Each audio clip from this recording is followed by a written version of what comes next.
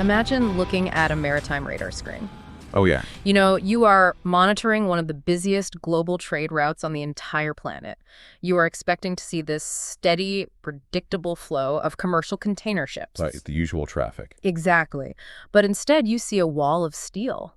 You are looking at over 200 massive fishing trawlers parked side by side, entirely stationary in the open ocean. Just sitting. Just sitting there. They are not dropping a single net. They are not pulling up any fish. They are simply sitting there, basically daring anyone to move them. They aren't fishing at all. They are occupying. Okay, let's unpack this. Welcome to the Doctrine Deep Dive. Glad to be here. Today, we are stepping away from the daily news alerts, the fleeting headlines, and, the short-term political sound bites. Our mission as foreign policy professionals today is to guide you through the deep underlying doctrines, the really complex legal frameworks, and the long-term grand strategies that are actively driving one of the most critical geopolitical flashpoints on the globe. We are talking about the conflict in the South China Sea. Exactly, because to truly grasp the friction we see playing out on the water today, we really have to look at the foundational architecture of the dispute. Okay. We can't just look at a skirmish between two boats and think we actually understand the problem. We are looking past the symptoms and diagnosing the root causes. We are examining the legal codes and the historical narratives that these nations actually believe justify their actions. And to do that, we have curated a specific, highly detailed stack of sources to guide our deep dive today. I want to lay these out for you right at the start so you know exactly where our analysis is coming from. Definitely. We will be drawing from an insightful article titled A Calm Before the Storm, South China Sea Powder Keg, from the School of Advanced International Studies Review. We are also examining official position papers straight from the government of the People's Republic of China. Which are fascinating to read. They really are. We also have a highly detailed report called Pulling Back the Curtain on China's Maritime Militia, and that is published by the Center for Strategic and International Studies. We are also looking at a comprehensive 2026 presentation on South China Sea claims and disputes. That one is great for the geographic breakdown. Yeah, super helpful. On the legal side, we will be analyzing a document titled Limits in the Seas number 150, which was published in 2022 by the United States Department of State. And finally, we have an overview titled Territorial Disputes in the South China Sea from the Council on Foreign Relations. Perfect. Now, before we really begin, it is absolutely vital to establish our parameters for this deep dive. Yes, please do. The sources we are utilizing today contain highly charged political, legal, and military viewpoints from competing world powers. As foreign policy professionals, we are approaching this strictly as an analytical exercise. Right. We are here to impartially report, synthesize, and convey the arguments and doctrines contained within these source materials. We are not taking any geopolitical side here. Not at all. We are not endorsing the territorial claims or the foreign policy objectives of the United States, the People's Republic of China, Vietnam, the Philippines, or any other nation involved. Yeah. Our singular goal is to help you understand what these actors are claiming, the actual mechanisms of how they enforce those claims, and why they believe those claims are justified. That is a really crucial disclaimer. So let us start at the literal foundation, right? The physical geography and the staggering stakes involved. The map itself. The map.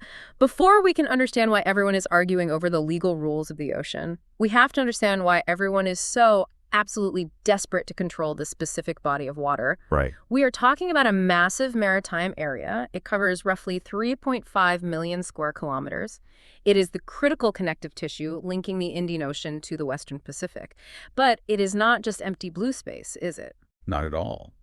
What is fascinating here is how physical geography dictates economic destiny.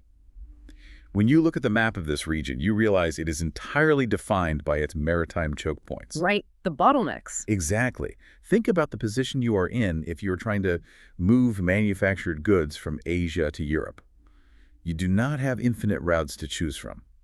The presentation source we reviewed highlights three absolutely vital bottlenecks. Which are? The Straits of Malacca, the Sunda Strait, and the Luzon Strait. These are narrow, highly congested waterways.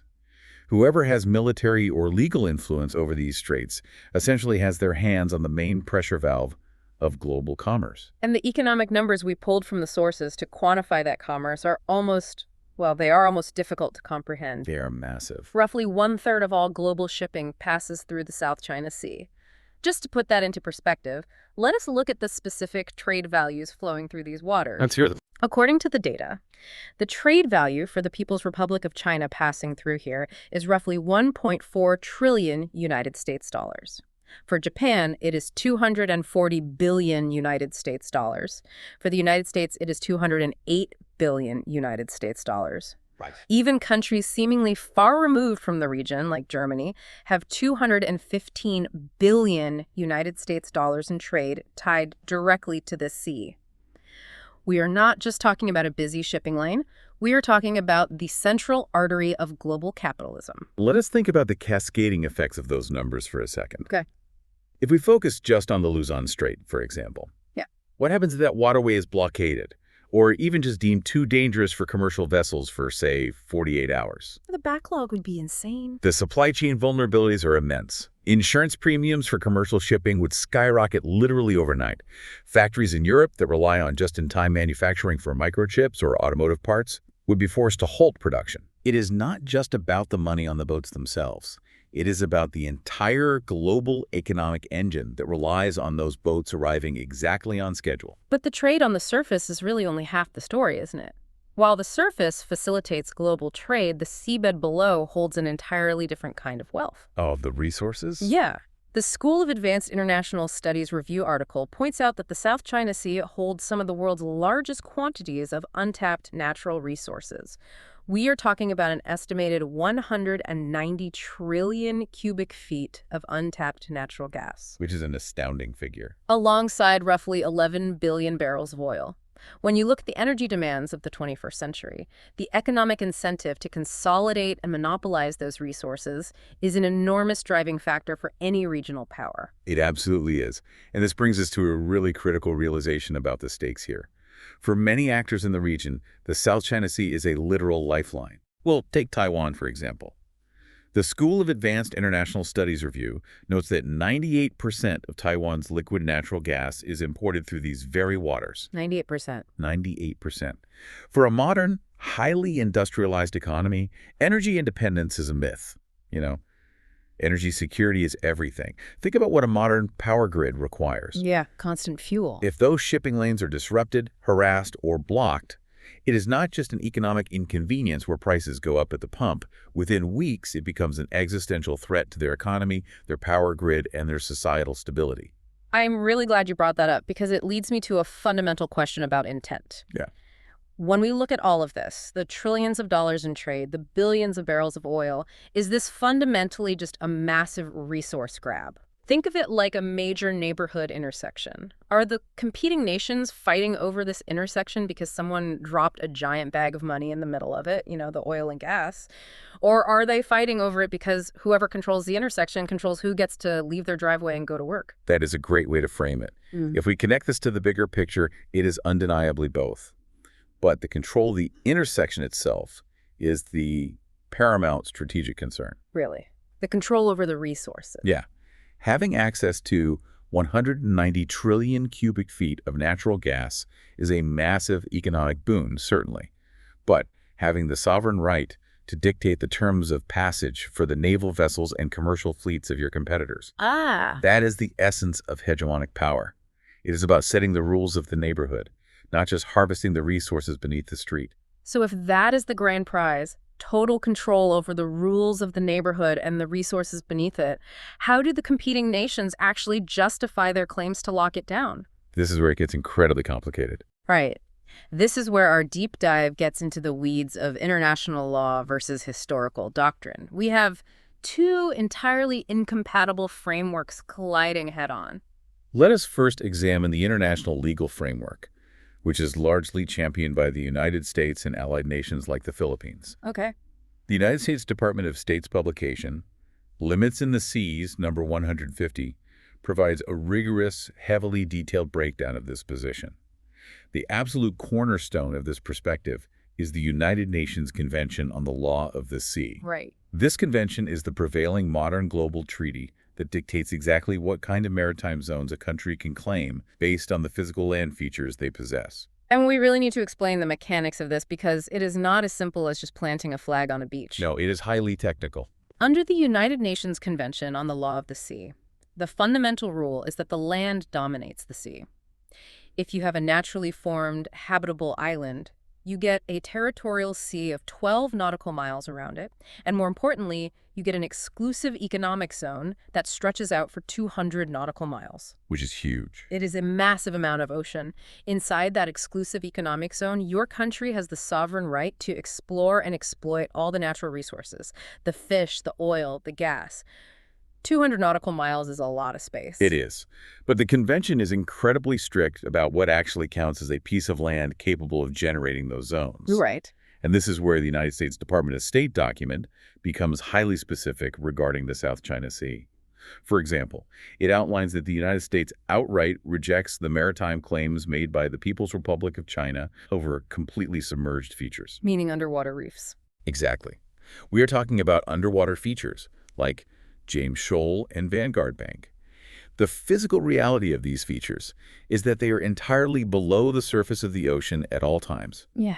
Under the United Nations Convention on the Law of the Sea, you absolutely cannot claim sovereignty over a piece of land that is permanently underwater, and you certainly cannot use it to generate a 200 nautical mile exclusive economic zone. Right. You cannot claim the ocean based on the bottom of the ocean. That makes sense. Yeah. Furthermore, the United States rejects claims based on what are called low tide elevations. This includes features like Mischief Reef and Second Thomas Shoal. Those come up a lot in the news. They do. And by legal definition, a low tide elevation is a naturally formed area of land that is surrounded by and above water at low tide, but completely submerged at high tide. It vanishes. Exactly. Under international law, if these features fall entirely outside a country's already lawful territorial sea, they are not subject to appropriation. You cannot claim a territorial sea around a rock that disappears when the tide comes in. And perhaps the most significant point of legal contention in that United States Department of State document is the strict rejection of claiming scattered island groups as a whole. Oh yeah, the grouping argument. International law requires you to treat each individual island, rock, or reef separately when drawing baselines and determining maritime boundaries. You have to trace the coastline of each feature. Exactly. You cannot just take a map, draw a giant sweeping circle around dozens of disparate, widely separated islands and reefs, and legally declare that all the water inside that massive circle constitutes your internal waters or your exclusive economic zone. Right. But that is precisely what is happening, which brings us to the counter perspective. Contrast that highly technical, heavily codified, modern legal interpretation with the official view from the government of the People's Republic of China. It is a totally different paradigm. It really is. When we look at their official position papers and diplomatic communications, we see a doctrine built on a vastly different foundation. Yes. The People's Republic of China asserts unwavering sovereignty over 4 main island groups in the region, which they collectively refer to as Nanhai Zhudao. Which are? These are the Dongsha, Xisha, Zongsha, and Nansha Guandao. But their justification for this sovereignty does not rely primarily on the strict geological definitions found in modern 20th century treaties. Okay. It relies heavily on a doctrine of historic rights. And the timeline they are operating on is staggering compared to the modern international system. Oh, it goes way back. Way back. The presentation source we reviewed notes that their position papers point to ancient Chinese records showing the discovery, occupation, and administrative control of these islands dating all the way back to the Han Dynasty. Wow. We are talking about the period from roughly 200 before Christ to 200 Anno Domini. They also cite the extensive use of these islands and the surrounding waters by Chinese fishermen and naval patrols during the Qing Dynasty in the 1800s. They argue that generation after generation of their people have continuously utilized this physical space. Which raises an incredibly profound question about international relations. What's that? How do you reconcile a modern legal treaty drafted largely in the latter half of the 20th century with millennia of historical usage? Yeah, that is tough. For the People's Republic of China, their sovereignty and their maritime rights are firmly established through what they describe as the long course of historical practice. In their view, as stated in their diplomatic communications, the United Nations Convention on the Law of the Sea is an important treaty, but it is not the entirety of the global maritime order. Right. They argue vehemently that historical rights precede and logically exist alongside these modern conventions. Wait, hold on. Let me push back on that because I want to make sure I understand how this works in the international community. Go for it. I completely understand the deep historical pride in the narrative of ancestral use.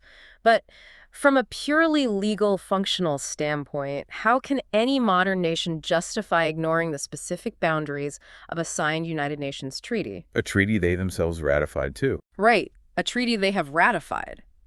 Just because a fisherman from their country cast a net there during the Qing dynasty.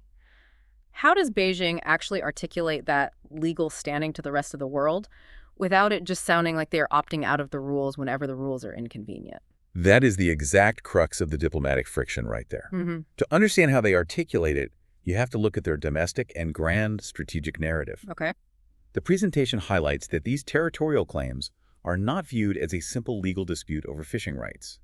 They are intimately and directly connected to the concept of national rejuvenation, championed by Beijing.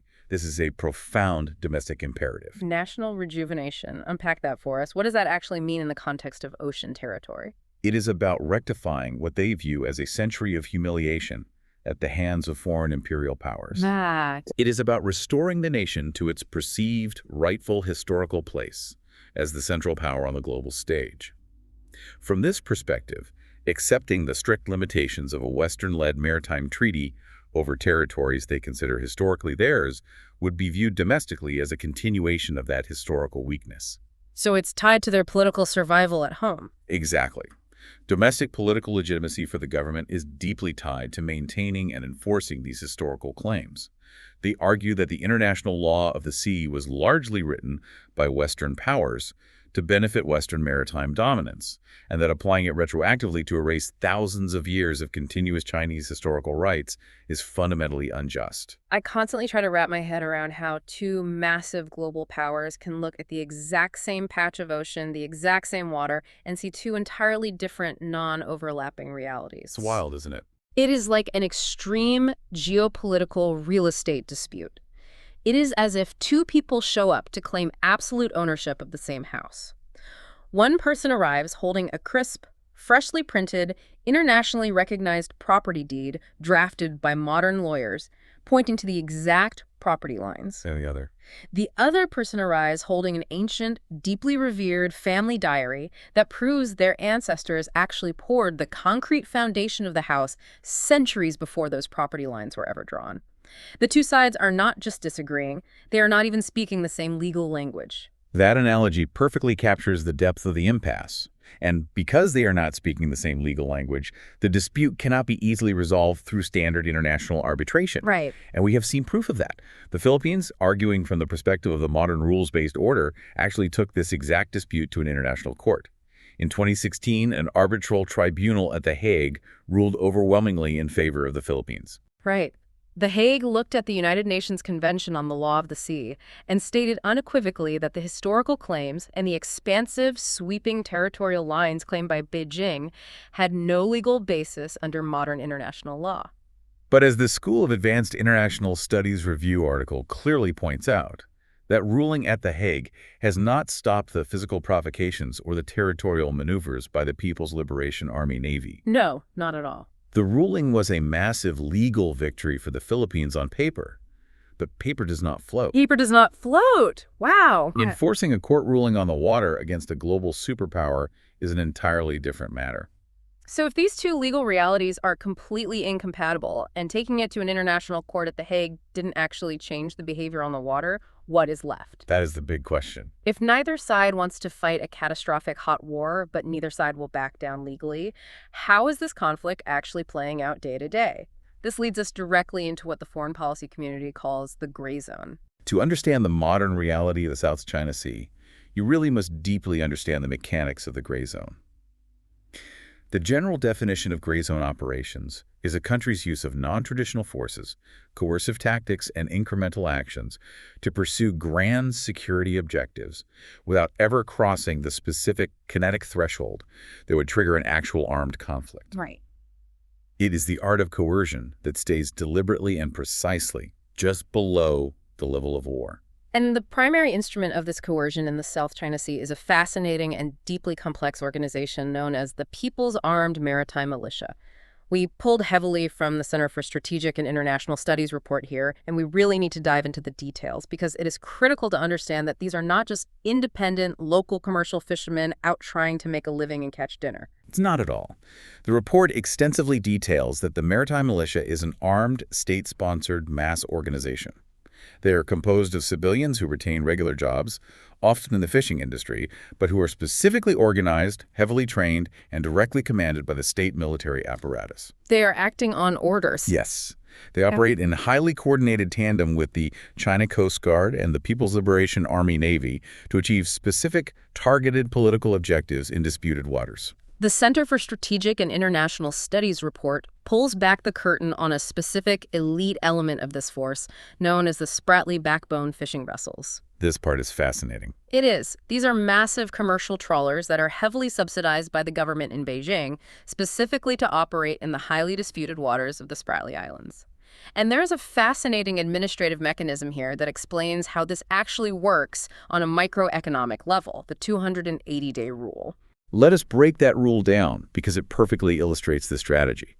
These vessels are promised massive state subsidies, fuel allowances, and financial incentives. Big payouts. Huge payouts. Yeah. But they only receive those payouts if they can prove they operated in these highly contested, specific geographic areas for at least 280 days out of the calendar year. Think about the economics of that for a moment. Yeah. You are fundamentally transforming the nature of the maritime industry. You are taking a capitalist enterprise like commercial fishing, where the goal is to go where the fish are, catch them quickly, and sell them at market, and you are turning it into state-sponsored maritime occupation. Exactly. You are paying the captain and the crew to just sit there. If you are getting a massive government subsidy to simply exist in a disputed sector for 280 days, you do not even need to cast a net to be profitable. Your job is not to fish. Your job is to physically occupy space. Precisely. And what is critical to understand is how these subsidized vessels are tactically deployed. The sources outline 3 distinct, highly coordinated operational roles for this militia. Let's go through them. The first is sovereignty enforcement. This involves operating alongside the China Coast Guard and the People's Liberation Army Navy as an auxiliary force. They provide a massive numerical advantage, essentially serving as a physical manifestation of state power that solidifies a continuous presence in the claimed waters. Right. It is the tactic of, we are here and there are literally too many of us to move. The second operational role is swarming tactics, which is exactly what I described in the hook of this deep dive. The wall of steel. The wall of steel. This is incredibly visual and deeply intimidating for neighboring countries. The militia will mass in organized fleets of dozens, sometimes literally hundreds, of these large steel-hulled trawlers at strategic reefs or islands. The sources mention Whitsun Reef as a prime example of this tactic. Swarming is a highly effective denial of access strategy. By parking hundreds of vessels in a concentrated overlapping formation in a lagoon or around a reef, they create a physical wall. They completely and physically block access to rival claimant states like the Philippines and Vietnam. You just can't get in. Right. They literally crowd the competitors out of the area, making it physically impossible for rival fishing fleets or Coast Guard vessels to enter without initiating a collision. And the third role is intelligence and harassment. These vessels are not just dumb hulls. Many are equipped to collect intelligence on foreign government movements and naval supply ships. They're watching everything. They use their mass and maneuverability to physically impede the passage of these foreign vessels. They will utilize aggressive maneuvers that harass and delay, crossing bows, riding dangerously close, all while carefully mathematically avoiding a direct, kinetic, military-to-military confrontation. And the sheer scale of this operation is growing at an alarming rate. According to a 2026 report from the Indo-Pacific Defense Forum, mentioned in the sources, the daily average of these militia vessels actively operating in the South China Sea reached a record high of 241 boats in 2025. That is a massive, constant, overwhelming presence. It is. And to compound the threat, in February of 2021, a new maritime law was passed permitting ships of the China Coast Guard to use lethal force against foreign vessels operating in what they consider to be their jurisdictional waters. Okay, here is where it gets really interesting and, frankly, incredibly tense. Yeah. This entire setup, the maritime militia, the heavily armed Coast Guard, the massive financial subsidies, it exposes a brilliant yet incredibly dangerous loophole in the rules of global conflict. A huge loophole. Think about traditional textbook naval rules of engagement. If a massive gray-hulled naval warship from the United States intentionally fires upon or rams a naval ship from the People's Liberation Army Navy, that is a clear, undeniable act of war. The red line is crossed. The world understands what that means. Right, there is no ambiguity there. But what do you do when a rusted, ostensibly civilian fishing trawler intentionally and aggressively cuts across the bow of your naval supply ship? Or when a white-hulled Coast Guard vessel blasts your local fishermen with a high-pressure water cannon capable of crushing a small boat's cabin? It's so murky. How does a modern, multi-billion-dollar Navy respond to a fleet of state-subsidized civilian fishermen without looking to the rest of the world like a massive, unprovoked aggressor? That is the precise, calculated genius and the profound peril of the gray zone strategy. It exploits the exact threshold of conflict. It places enormous psychological, tactical, and strategic pressure on neighboring states and their allies. Just constant pressure. The goal, as the School of Advanced International Studies review thoroughly suggests, is to score quick, decisive, incremental victories on the water. They want to assert unchallengeable physical dominance over disputed islands or reefs before the United States or the international community can navigate the political bureaucracy to mobilize a quick reaction force. It is a war of absolute attrition, but they are fighting it without firing standard bullets. Exactly. By completely dominating the physical space with hundreds of militia vessels and aggressive Coast Guard cutters, the People's Republic of China aims to demonstrate to smaller regional countries that resistance is entirely futile. That no one is coming to help. Yes. They want to show that they can act decisively and with impunity while simultaneously undermining the perceived obligations, the speed, and the protective umbrella of the United States. Ultimately, the long-term objective is to exhaust neighboring countries like the Philippines and Vietnam, forcing them to capitulate and simply accept a state of economic reliance on the People's Republic of China, quietly acknowledging their regional hegemony over the disputed exclusive economic zones. So we have this massive daily deployment of gray zone tactics, relying heavily on the constant looming threat of state force to back them up. And this naturally brings us to a massive escalation in the physical reality of the region. Because while the maritime militia is the vanguard on the water, the actual physical terrain of the South China Sea is being radically, permanently altered. The islands. Yes, this takes us to the militarization of the islands and the resulting security dilemma. The engineering aspect of this conflict is unprecedented. Since roughly 2013, Beijing has engaged in a massive multi-billion-dollar dredging and engineering project to create and subsequently militarize various man-made artificial islands. Right, mostly around the Spratlys. Particularly in the vicinity of the heavily disputed Spratly Islands. The School of Advanced International Studies review explicitly details the astonishing transformation of Mischief, Subi, and Fiery Cross reefs. We have to be clear here, these are no longer just submerged rocks, fragile coral reefs, or small shifting sandbars. No, they are massive. Through massive dredging operations, pumping millions of tons of sand from the ocean floor, they have been transformed into massive, heavily fortified forward operating bases. The extent of the militarization detailed in the sources is staggering. According to a 2022 statement from the former commander of the United States Indo-Pacific Command, these newly built artificial islands are now fully operational military installations. Full-scale bases. They are equipped with advanced electronic jamming equipment, extensive long-range radar stations, and massive concrete runways completely capable of handling advanced fixed-wing fighter jets and heavy bomber aircraft. Wow. They have constructed hardened aircraft hangars, massive subterranean ammunition depots, and most alarmingly, they have deployed highly sophisticated anti-air and anti-ship missile systems. They have essentially built a network of unsinkable, heavily armed aircraft carriers directly in the middle of the world's busiest commercial shipping lane. Now, as analysts, assessing exactly why a nation undertakes such a massive, provocative, and expensive militarization effort is always incredibly complex. Intent is the hardest thing to prove in international relations. It really is. The presentation source we reviewed is highly valuable here because it provides 4 distinct, competing foreign policy assessments regarding the ultimate intent of the People's Republic of China's island development strategy. Let us unpack those 4 assessments deeply, because they really showcase the radically different ways intelligence analysts and policymakers view the ultimate endpoint of this conflict.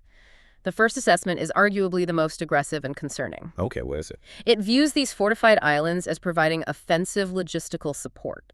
In this view, the massive militarization is deliberately designed to establish absolute, undeniable military control over the entirety of the South China Sea, pushing foreign navies out and serving directly as a heavily defended staging ground for a potential future kinetic invasion of Taiwan. That is a stark view.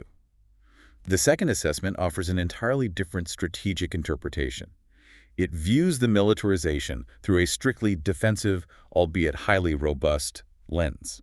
Interesting. So purely defensive. In this interpretation, the logistics support, the runways, and the missiles are meant purely for defensive air and sea operations.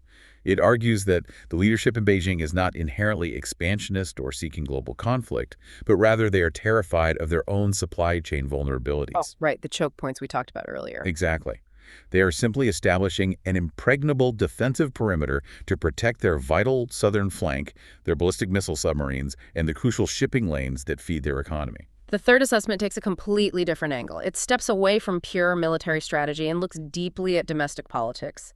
This view argues that the artificial islands have more symbolic value than straightforward, practical military utility in a hot war. Ah, the national pride aspect. Yeah. Building massive, technologically advanced bases on what is considered sacred, historical territory plays directly and powerfully to the domestic audience. It physically reinforces that grand narrative of national rejuvenation we discussed earlier. It is about demonstrating national pride, technological prowess, and sovereign strength to their own citizens as much as it is about extending radar ranges. And the fourth assessment focuses heavily on the modern domain of information warfare. It suggests the primary day-to-day value of these isolated outposts is for advanced intelligence, surveillance, and reconnaissance. Gathering data. Massive amounts of data. By placing overlapping networks of high-powered radar, sonar arrays, and sensor networks deep into the heart of the South China Sea, Beijing gains total intelligence superiority in the region. It allows them to perfectly monitor, track, and record every single commercial ship, military vessel, and aircraft that moves through the area.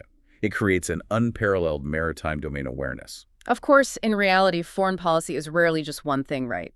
It is highly likely a dynamic combination of all four of those assessments. Oh, almost certainly. But here is where we hit the core, inescapable problem of international relations. So what does this all mean for the United States and other regional actors? It creates what political scientists call a classic security dilemma. How does the United States perceive these heavily armed, man-made islands? Well, the United States, along with its regional allies, perceives these militarized islands as a direct, profound, and unacceptable threat to the fundamental principle of freedom of navigation and to their own strategic, economic, and military interests in the broader Indo-Pacific region. They see it as a threat. Absolutely. When the United States Department of Defense looks at a newly installed anti-ship missile system on Fiery Cross Reef, they do not see a benign defensive posture designed to protect trade. They see an offensive capability explicitly designed to block international access, threaten allied navies, and coerce smaller nations. And because the United States perceives a profound threat, they are forced to react. They have to. The sources note that the United States Department of Defense created a massive $5 billion Pacific Deterrence Initiative. This initiative is specifically funded and designed to counter this exact military buildup. They increase the frequency and visibility of freedom of navigation naval patrols, sailing warships directly through the disputed waters to legally challenge the sovereignty claims. Right. They actively strengthen military alliances, conduct joint naval exercises, and share intelligence with Japan, Australia, the Philippines, and other regional partners. And this is where the cycle locks in. How does the People's Republic of China view that robust reaction from the United States? Probably not well. They view the multi-billion-dollar Pacific Deterrence Initiative, the increased military alliances, and the constant freedom of navigation naval patrols as a hostile Western attempt to aggressively contain them. They see it as an attempt to encircle them, hold back their economic rise, and directly threaten their historical sovereignty. Right. It fuels their fears. Exactly. Because they perceive a severe threat from the United States military presence, they feel absolutely compelled to build even more defensive positions on the artificial islands, deploy even more advanced missile systems, and surge more maritime militia vessels into the gray zone.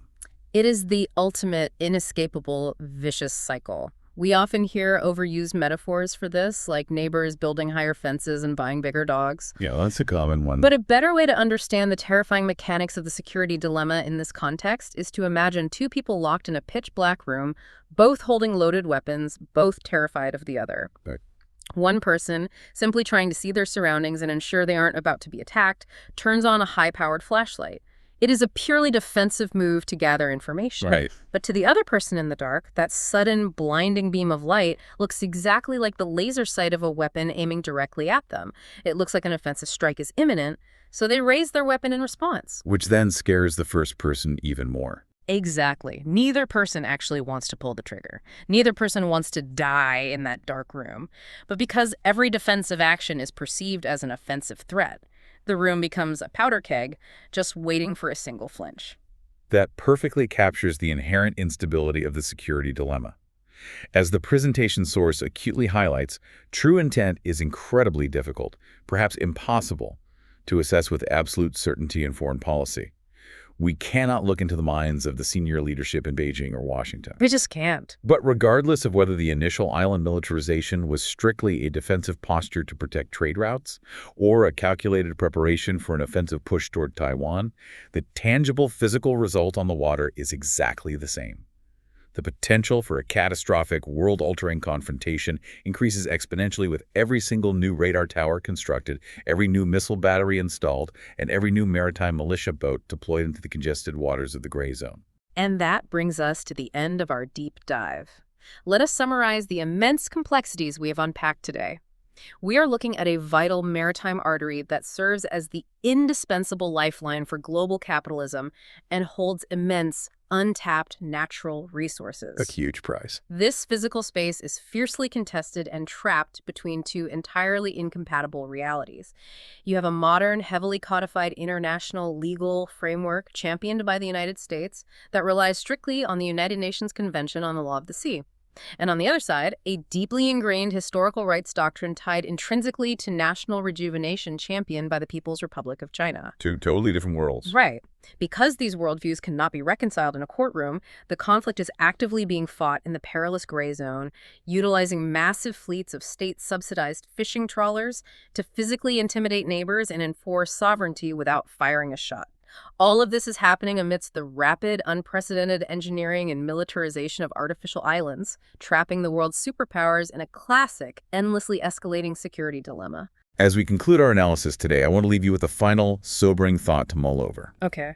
Building on all the tactical realities and legal doctrines we have analyzed from our sources, as these contested waters become increasingly dangerously crowded, with hundreds of swarming, heavy steel militia boats, aggressive, heavily armed Coast Guard vessels, and multi-billion-dollar nuclear-powered naval fleets, all operating in extreme daily proximity, constantly maneuvering around each other. It's so congested. The greatest threat to global stability might not actually be a grand planned, strategic, intentional war initiated by a formal declaration. The greatest threat might simply be human error. A miscalculation in the dark. Exactly. If a single miscalculation occurs, if a subsidized civilian-crewed fishing trawler aggressively cuts too close and physically collides with a foreign Navy destroyer in the dead of night, resulting in mass casualties, how on earth does the world diplomatic community successfully de-escalate that immediate visceral crisis when the two sides involved do not even agree on the fundamental legal definition of the water they are fighting in? It is a truly chilling thought. You are desperately trying to put out a massive fire, but the two sides cannot even agree on whose house is burning or who owns the land it sits on. Thank you for joining us today as we navigated the profound complexities of the South China Sea. We hope this deep dive has given you a much clearer, rigorous understanding of the foundational doctrines, the historical narratives, and the dangerous strategies actively shaping our world. Until next time, keep looking past the headlines.